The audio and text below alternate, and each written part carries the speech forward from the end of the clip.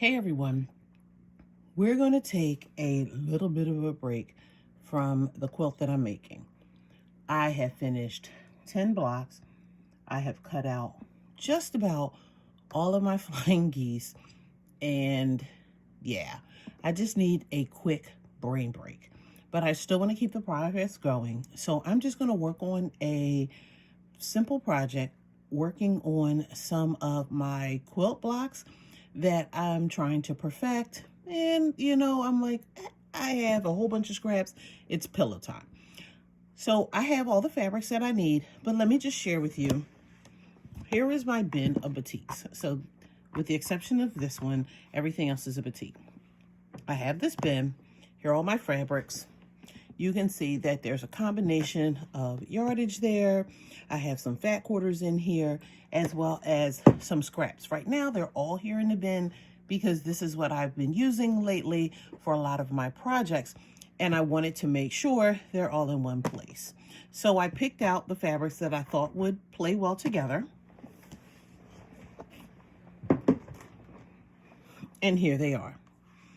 I am using a pattern by Sewing with Erica. And I think that this is a great one. There are a ton of them that you can find online. But this is the one that I'm going to use, and I always give credit to the people who create patterns, unless, I've just, over the years, made it so much that I have all the measurements and everything in my head, and I don't remember who made it. So I have the background fabric, and these are going to be for the four corners. This is going to be the center of the block.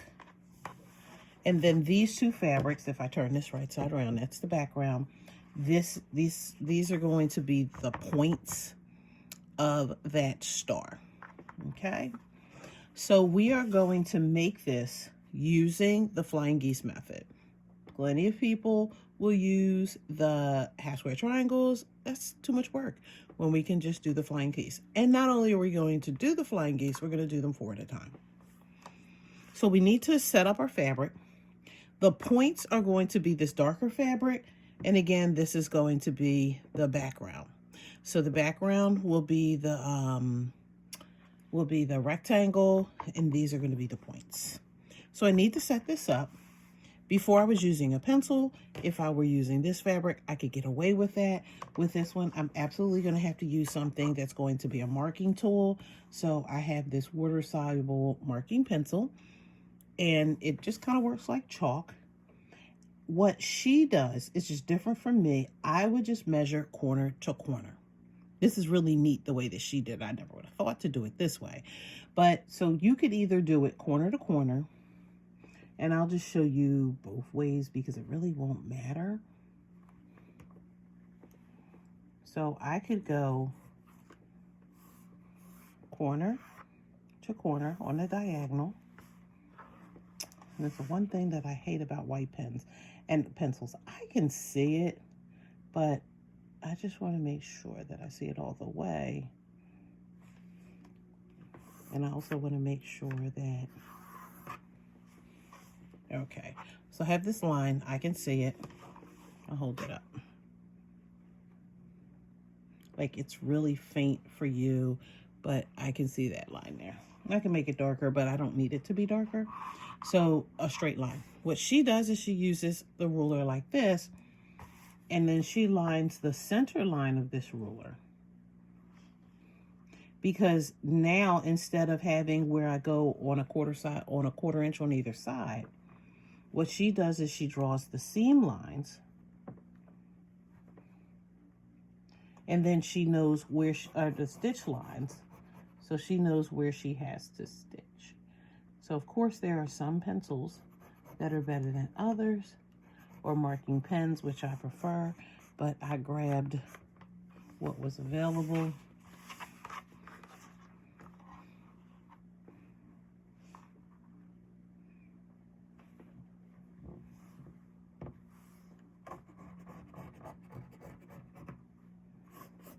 Yeah, that showed up a little bit better. Now, because of the thickness of this pencil, I am going to do a scant 1/4 inch, which means I'm going to be on the inside of these white lines when I stitch, not on the outside.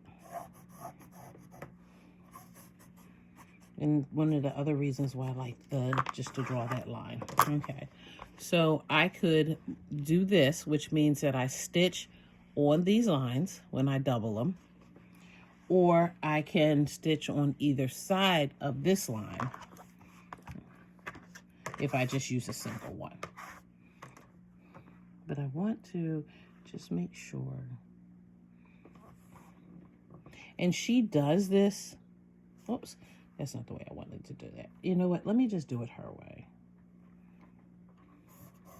That way it'll look the same.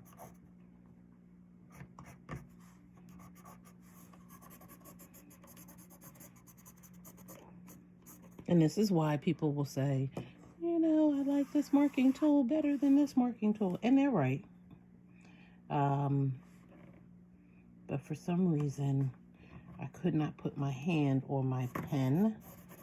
And I was like, you know what? Let me just use this pencil. Because here's the thing, right? Eventually, instead of having this pencil laying around, I'm going to use it. And I can just draw a little darker line so you can see that.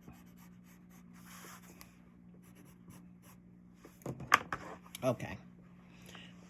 So again, the lighting, let me reflect it. You can see that now a lot better. So you see how all of those lines are there. So after she draws the lines, then she cuts the block. And she cuts it according to the measurements that are needed. So this is going to get cut in half, and you're just going to line this up with where those cross.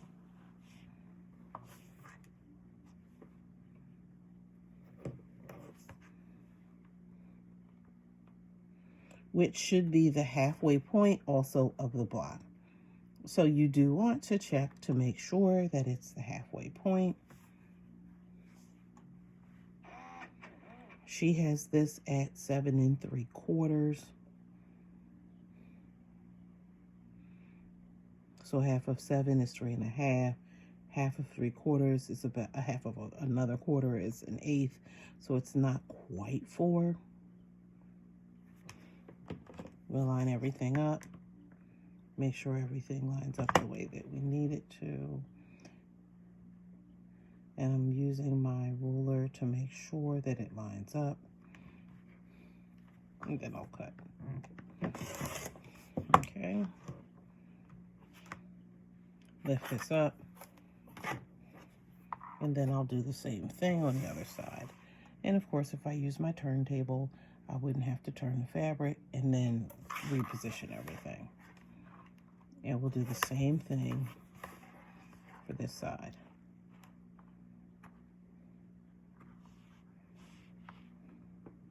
Again, make sure, because if the square was square, then that means that if it's not square when we're measuring it, something's off.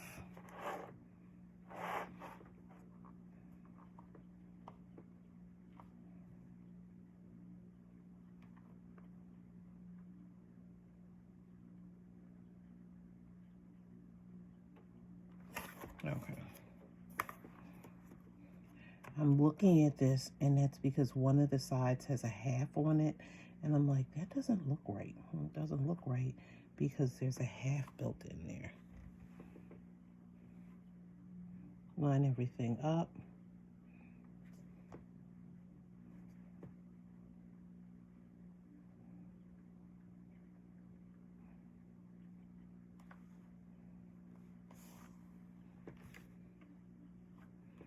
And then cut. Okay. So what I love about this is that once you do that, everything is already pre-marked.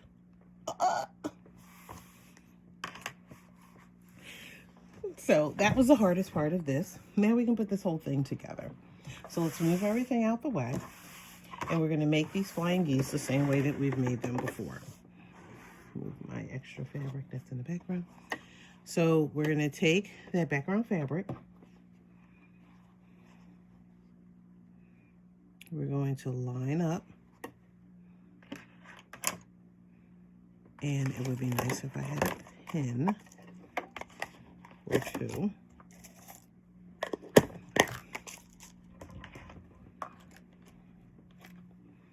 And we're going to line that up and just pin it to hold that in place. I may have to shift it over a little bit. And then we'll do the other side.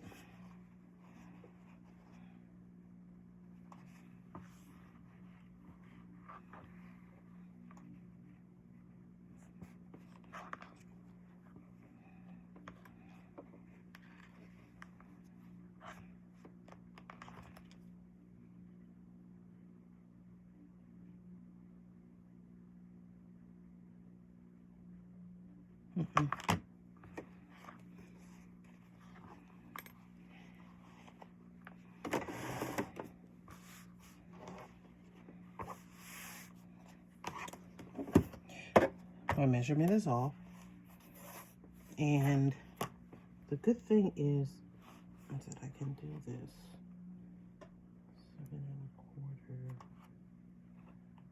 Why is it? Okay. That was right.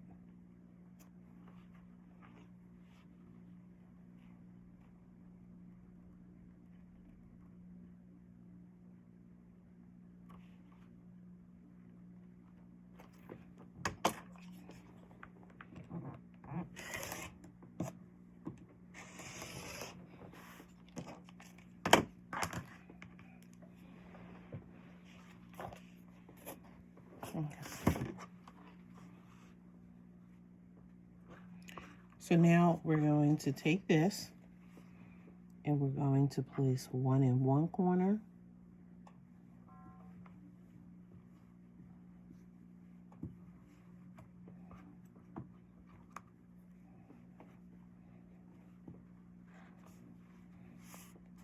We're going to rotate it and take the other one and place it in the other corner.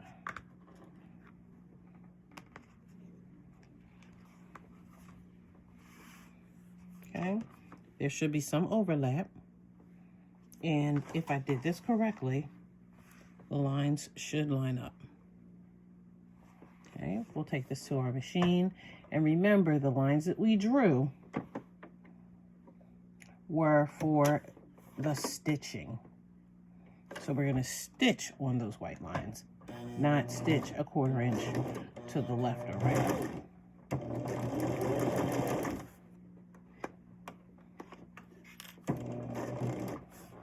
Let me pull my thing up into view. So I'm stitching on the line or right on the inside of the line. So that becomes a scant 1/4 inch. So it's right next to it. Because remember, the 1/4 inch is right really underneath of that. That's why I prefer that center line, but I just want to follow her directions because I thought that was like genius to do it the way she did. And I also think like it doesn't even matter because I could have done it with the line that I drew in the center as well.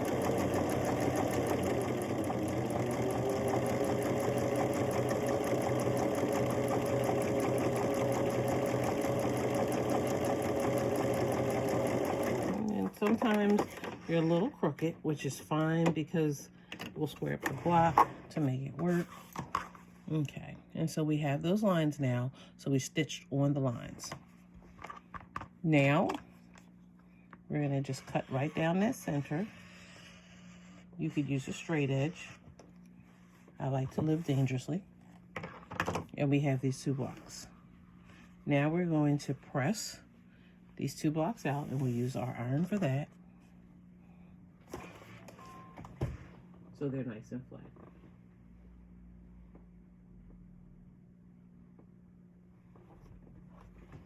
Okay, so one looks like this.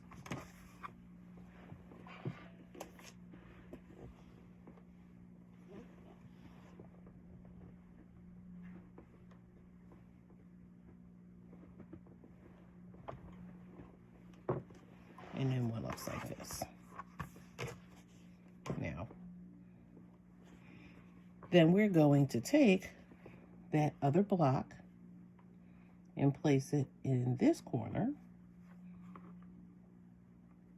Make sure they're lined up. And do the same thing for the other one. We'll add a pin just to hold that in place.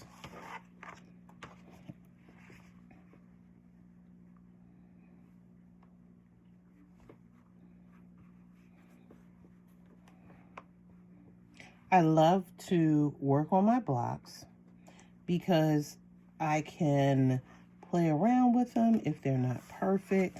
I could use them as an orphan block, as a solo block. And then, you know, for a bag or something else like that. And I'm going to turn that into one. I could be a wall hanging, a placemat. But it gives me a chance to play around with the blocks. Especially if I'm trying it out to see if I like it, if I like the directions that somebody is giving, if I want to change it. Somebody else's measurements may be slightly different, and if they are, then I'm not married to the block that I created because I could use it for something else.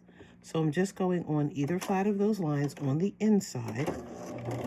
And so I'm stitching on the line or right next to it.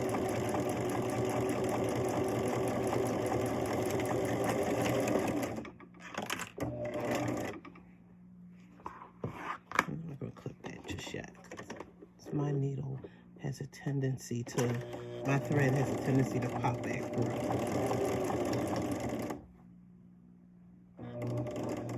I had a center line. I was like, where did that line come from? But that's the center. Okay, we'll clip this one off now. Then come on the other side of this one.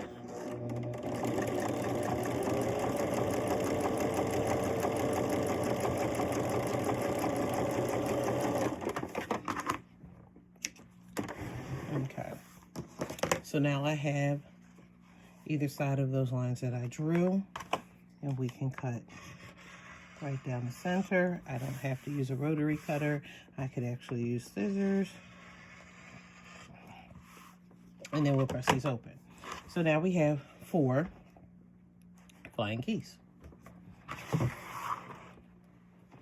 we'll press these open.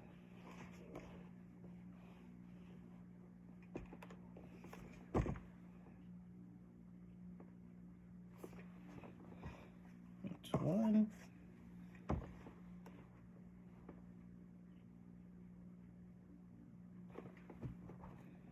2.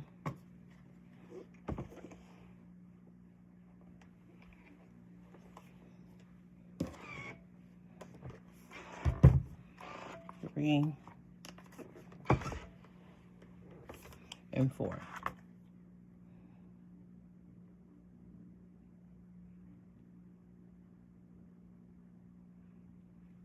Okay. Now she tells us to trim these to 3.5 by 6.5. Whoops. She tells us to trim these to 3.5 by 6.5. I do have the trimmer for this, so I can use my trimmer to get it to be 3.5 by 6.5.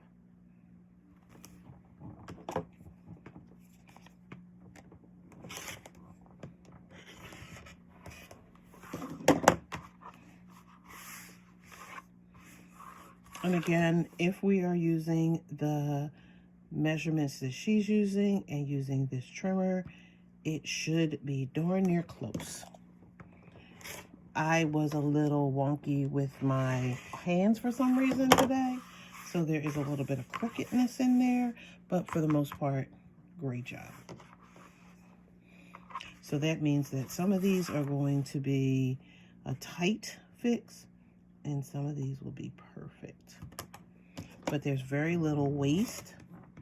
That's what we're looking for in a pattern. I'm not looking to have big chunks that I'm taking off unless that's what I'm choosing to do. So there are some quilters who prefer, like, I'd rather take off a 1/4 inch and know that that block is as perfect as can be, than to take off this much.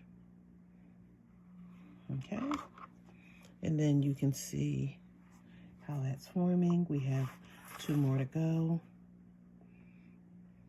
So I'm lining this up. I can see the measurements and I can show that to you on the square.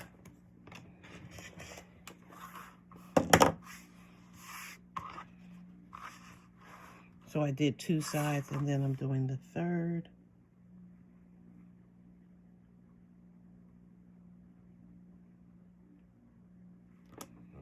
And 4th side. Okay. And like I said, not much waste at all. Okay, 1 more. So let me see if I can pick this up, even though you can't really see. Oops.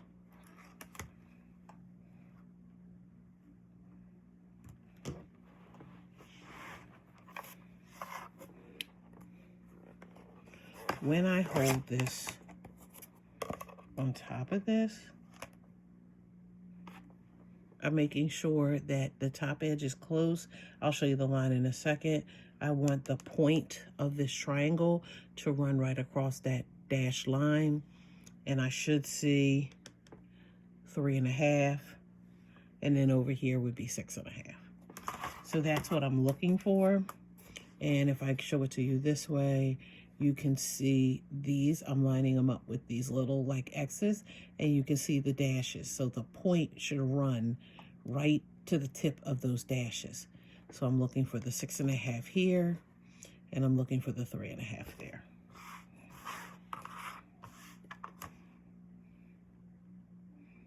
So I'm lining everything up, making sure everything is correct, and then cutting. And you need to make sure everything's correct, because once you cut it, it's cut. So unless you had the pleasure of cutting it too big, which means you can always cut it down. If you cut it too small, you're making another one. It's not the end of the world, depending on if you have no more fabric in that color and you can't switch it out to something else. So traditionally, some people, when they give you fabric requirements, will give you a little bit of extra, maybe an 1/8 to 1/4 of a yard, depending on what you're making, so that you will have some fabric left over, because it's, you know, it's okay to have some scrap that you could possibly use for another project than it is to not have enough and mess up. So you need to know, like, how accurate you are. And even if you know that you're accurate, to me, we still mess up. Okay. So we have our 4 that we need. We have our center, and we have our blocks. So if I lay this out,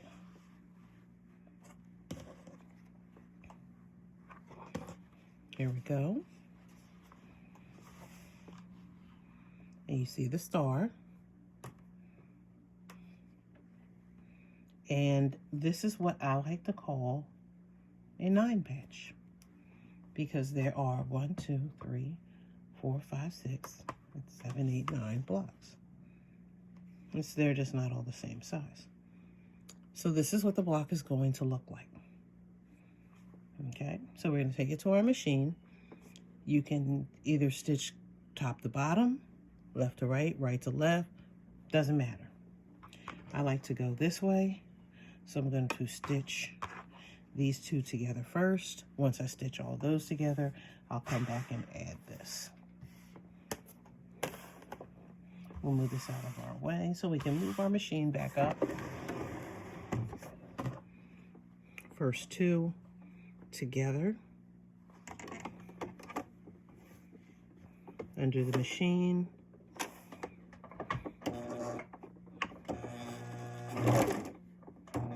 If you feel the need to backstitch, absolutely backstitch.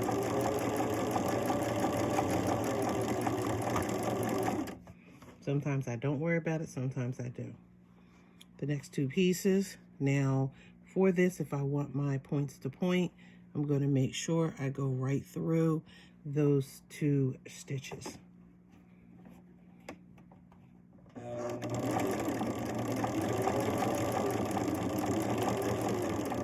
So I do feel like her her blocks are not as forgiving as some others are when I squared it up. So that may be my reason not to go with this if I were to make a whole quilt. And I said might because I know how to fix it, but if I'm a beginner quilter, I may not know how to fix it. Okay, so we've chained all these together. I'm not gonna clip this off just yet. I'm gonna clip the top, the first one, because they're not crossing, the seams aren't crossing. I can go ahead and add this other block to it and then press them all at one time, rather than pressing these and then doing them and then pressing again. If the seams cross, if they're gonna overlap, that's when I absolutely make sure I press, because I want the flattest seam possible. So I'm just chain stitching. I'm going all the way around. I have one on the one side. I need one on the opposite side. Make sure they're going in the right directions. And again, line those up. I'm gonna go right through the center. And I forgot to show you that center. But after I do the last block, I can pull it out and show you what I'm talking about.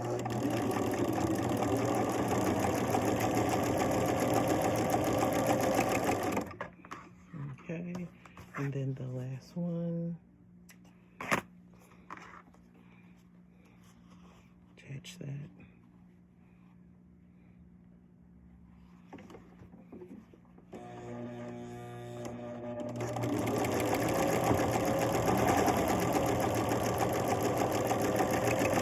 Okay, so now we can press these. I'll pull this out just because. Okay, so let me show you what I mean. On the back of this, where these two seams go up to that peak, I want this line to go right through that X. Because if that happens, I don't lose the point in the seam. So that makes a nice point.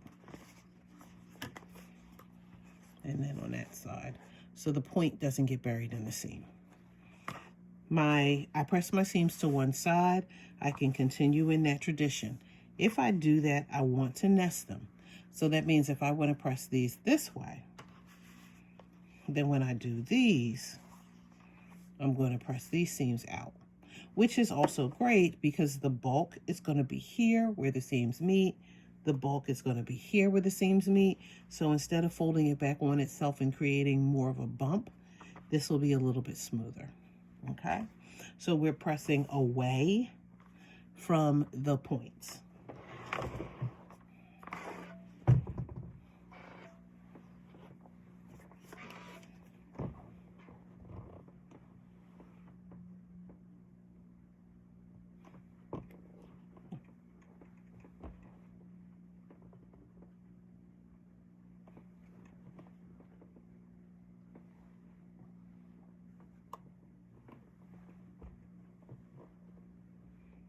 I'm gonna hit it with some starch when I finish, but so this is the first piece, or the middle piece,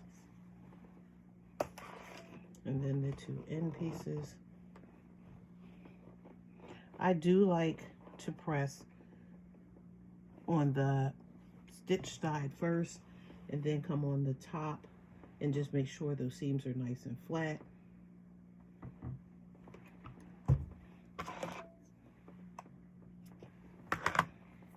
I don't think I did it with this one. If I go back and use starch, it'll even flatten it, help it to flatten even more.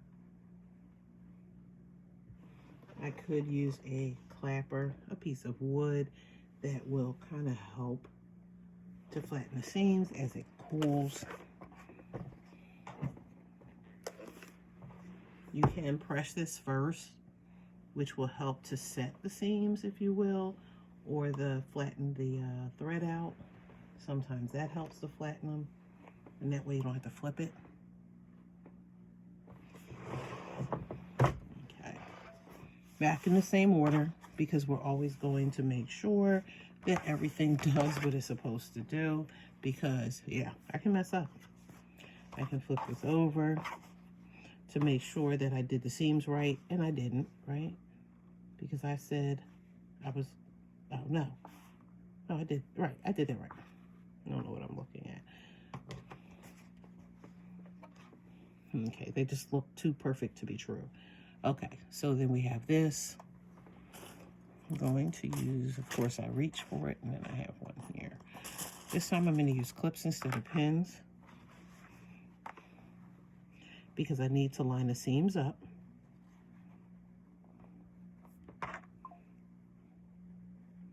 And that's why we go in opposite directions, because we can do what's called nesting them, which means that they will butt up real nice because the thickness on each side will help it to lock in. And you can just go ahead, oops, and do the other side as well. I can use my fingers to kind of feel it. I'm also looking with, you know, to make sure that they lined up, and clip. And I want to make sure as I sew that they do this. If my blocks are a little off, and I mean like a hair, right? Not like a 1/4 inch. Then I can do a little bit of stretching to get them to line up. See, there's a little bit of a gap there. If I just pull it a little bit, it'll even up. And that's what I want, because if I leave it as is, it's going to throw the seam up and cause the seams not to line up. So we'll go back to the machine, and we're just going to stitch again 1/4 inch.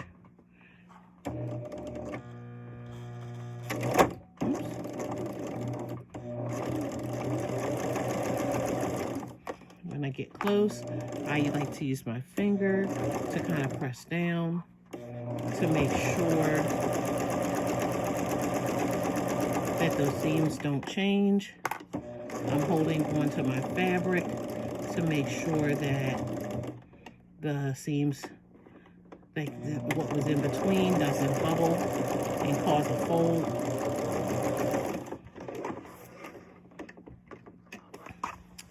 Then if I open that up, the seams should line up. The key word is should. This is a little off here. We sewed this one backwards. I said something didn't look right, and there it is. Okay, so we have to sit, that's what a seam ripper's for. So we're gonna go and do the other side because clearly I need to redeem myself. I said something was wrong in my mind when I said I didn't see this point right here. But I went ahead and stitched it anyway because I was like, yeah, okay, it's right. And somebody was probably in the comments like, girl, you're getting ready to do it wrong. Because they always tell me in the comments when I'm getting ready to do it wrong. And what do? I do it wrong anyway.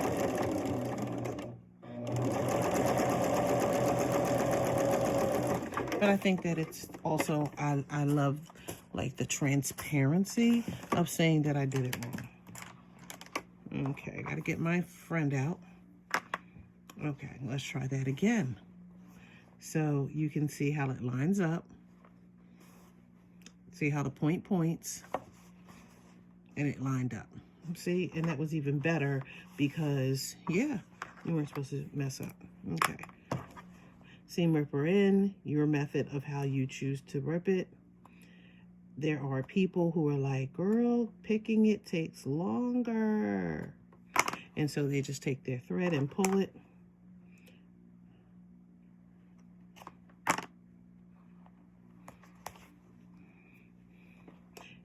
And like, honestly, this is the way I've always done it.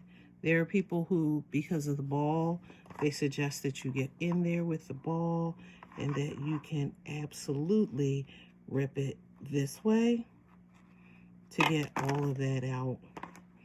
I haven't mastered that yet. So yeah, I prefer not to do it that way. I just pull. I just think seam ripping and pulling is easier for me. Once I get the handle of getting it in there and doing it with that ball facing the fabric and just really feeling confident that I'm not going to rip my fabric, then I will do it the other way. But I'm not confident that I won't rip my fabric, and what I don't want to do is all this work, and then I would need to do some portion of it over again because I ripped the fabric.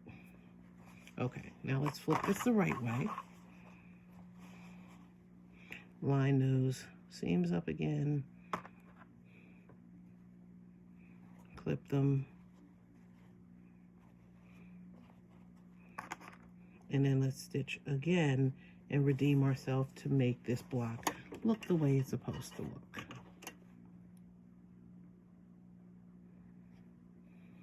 Okay.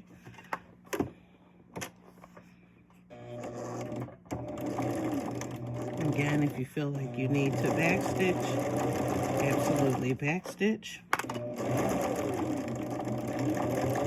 We know we're right because now that point is there. Remember, I'm going to go in between that X.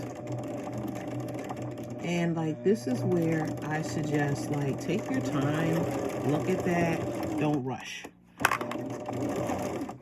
Because we have a tendency like, I got it, shit. And then we miss it. And if you feel some kind of way about, you know, your points not pointing, then that little extra time will help to, you know, achieve what you wanted to achieve. Okay, let's open this up. That point is pointing. These are matching. And our block is done. What I'm also looking for are around these edges, I should have a 1/4 inch all the way around, at least a 1/4, if not a little bit more, because I can square it up. So then that means that when I sew a border around this, I won't lose the points. If these points are right up against that edge, you're going to lose the points. If you're going to lose the points as best as you possibly can, I would lose all the points. I don't want some to point and then others not to point, depending on what it looks like. If it looks like, oh, that was intentional, I can live with it. If it doesn't look like it's intentional, I can't live with it. This time when you press the blocks, if you go this way, then you'll be folding onto the thickness. But if I go this way, I'll be folding onto it here. If there is a way to spin your seams, then you can avoid it. If there's not, then you just have to make an executive decision on which way you want to go. And what I mean by spin the seam is you can loosen up a couple threads, not too many, and if you can separate them like that, then these can go this way, this one can go this way, and it'll help everything not to be as bulky. And that's only if you can do it. If you can't do it or you don't trust yourself to do it, I would just press to one side and just recognize that there's going to be some bulk. A nice lay flat. Okay, I'm going to come in here again. And again, I'm just picking very carefully.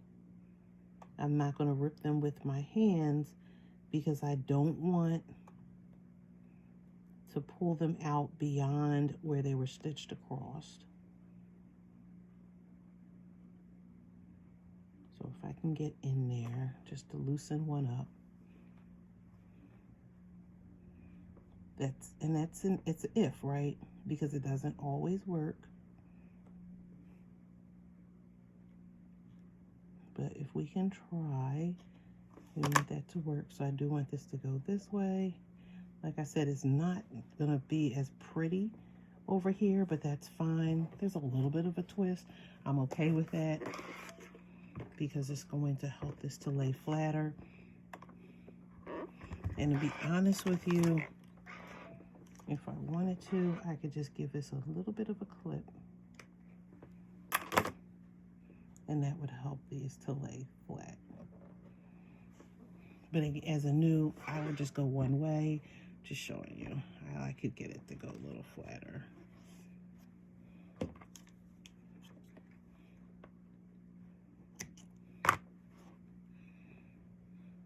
Okay, so it's a little twisted there, just a little bit, but it's going to help it to lay flat. And again, if it doesn't work for you to try it that way, then just, you know, pick a direction. So I can absolutely do this. And I'll just have the bulk at the points, or I'll have the bulk in the center.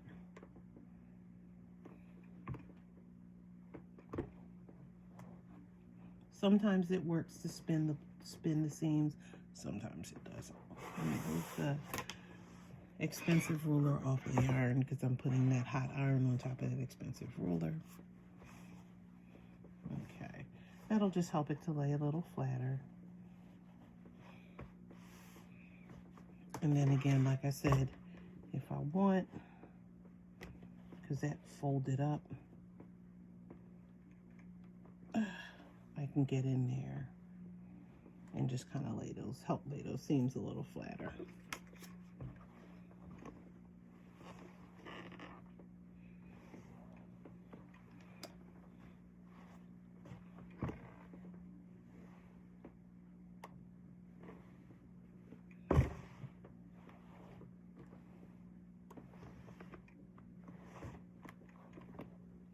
And I feel like there's a little bit of a fold there.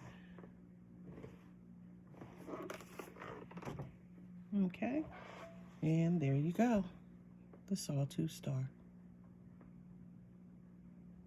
So I'm now going to think about like how I want this to show up, either in a bag. Like it looks off, right? It's a little off, I can see that, but I'm going to live with it. So I can figure out how this is going to show up in a bag, or show up in a placemat, or how it will show up on a pillow. So I'll make that decision, and we'll do part 2 so you can see the next.